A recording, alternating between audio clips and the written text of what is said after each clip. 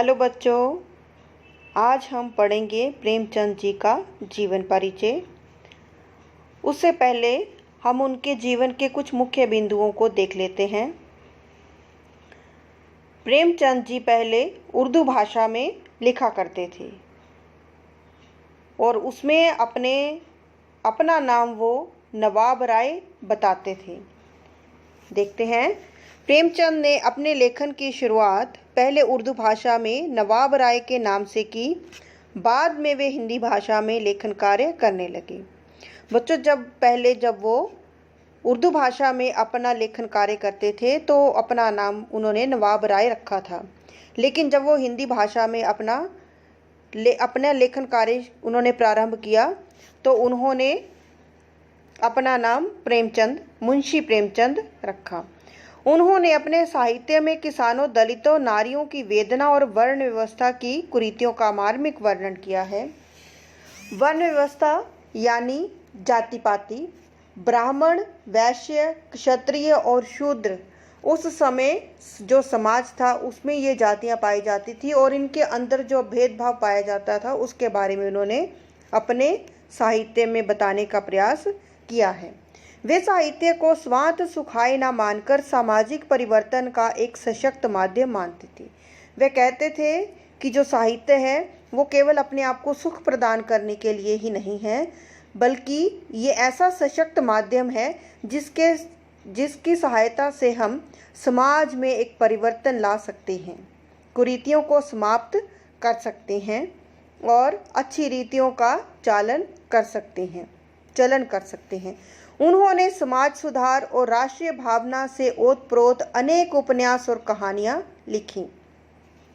जब प्रेमचंद जी का समय था तो प्रेमचंद जी उस समय हमारे देश में क्रांति की लहर दौड़ी थी। आज़ादी, स्वतंत्रता प्राप्ति के लिए आंदोलन किए जा रहे थे, तो उन्होंने उसमें अपना योगदान देने के लिए राष्ट्रीय भावना से ओतप्रोत अनेक उपन्यास और कहानियां लिखी हैं।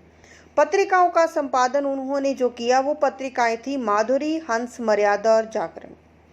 प्रेमचंद जी ने केवल मैट्रिक की पढ़ाई की और मैट्रिक के बाद वो अध्यापन कार्य करने लगे और स्वाध्याय के रूप में ही उन्होंने बीए तक शिक्षा ग्रहण की। स्वाध्याय मतलब स्वयं उन्होंने अपनी पढ़ाई की और बीए तक उन्होंने शिक्षा ग्रहण की। चलिए अब चलते हैं उनके जीवन परिचय की तरफ। हिंदी उपन्यास के वो सम्राट जिसे दुनिया कलम के सिपाही के नाम से जानती है, मुंशी जी का जन्म सन 1880 में बनारस शहर से 4 मील दूर लम्ही गांव में हुआ था। उनके पिता का नाम अजायब राम था, जो एक डाक खाने में मामूली नौकर का काम करते थे। मुंशी जी की 8 वर्ष की आयु में ही उनकी माता का देहांत हो गया। पिता ने दूसरी शादी कर ली। प्रेमचंद के घर में भयंकर गरीबी थी। ना पहनने को कपड़े थे, ना खाने के लिए पर्याप्त भोजन था। गरीबी से लड़ते हुए मुंशी जी ने मैट्रिक तक पढ़ाई की। मुंशी प्रेमचंद बड़े होकर एक वकील बनना चाहते थे, परंतु पिता की मृत्यु के साथ ही उनका यह सपना टूट गया। गरीबी और अभाव जैसी जीवन की प्रतिकूल परिस्थितियों में भी मुंशी जी का झुकाव साहित्य के प्रति बढ़ता गया। मुंशी जी बचपन में उर्दू के उपन्यास और अंग्रेजी की पुस्तकें पढ़ा करते थे। 13 वर्ष की आयु में मुंशी जी ने लिखना आरंभ कर दिया। आरंभ में उन्होंने उर्दू भाषा में उपन्यास और नाटक लिखे, परंतु बाद में वे हिंदी में लिखने लगे। उर्दू के प्रभाव के कारण हिंदी भाषा में भी उन्होंने उर्दू के शब्दों का प्रयोग किया। मुंशी जी ने नाटक, कहानी और उपन्यासों की रचना की है। ये याद रखें, उन्होंने किसी भी कविता की रचना नहीं की है। उन्होंने केवल नाटक, कहानी और उपन्यास द्वारा ही हिंदी के साहित्य में अपना योगदान दिया है। आइए देखते हैं उनकी रचनाएं। उपन्यास। मुंशी प्रेमचंद जी ने कई उपन्यास लिखे। सेवा सदन, प्रेमाश्रम, रंगभूमि, निर्मला, कायाकल्प, गबन, कर्मभूमि, गोदान आदि। कहानियाँ। मुंशी प्रेमचंद जी ने 500 से अधिक कहानियाँ लिखी हैं। पंच परमेश्वर, गुल्ली डंडा, ईदगाह, दो बैलों की कथा, पूस की रात, कफन आदि। उन्होंने जो नाटक लिखे उनके नाटक हैं प्रेमचंद का संग्राम, करबला, प्रेम की वेदी।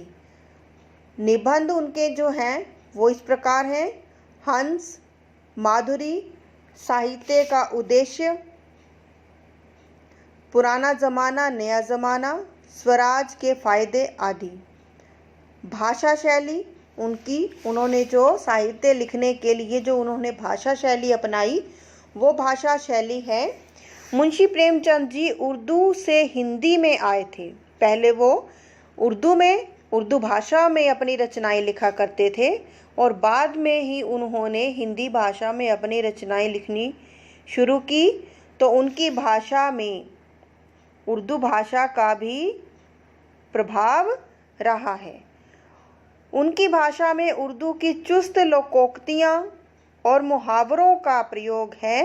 उनकी शैली आकर्षक है। वर्णनात्मक, व्यंग्यात्मक, भावात्मक, विवेचनात्मक और चित्रात्मक शैलियों का प्रयोग मुंशी जी ने अपनी रचनाओं में किया है। दोस्तों, ये रही आपके लिए प्रेमचंद जी की जीवनी। आप मेरे वीडियो को लाइक करें और ज़्यादा से ज़्यादा इसको शेयर करें और सब्सक्राइब करें। जय हिंद।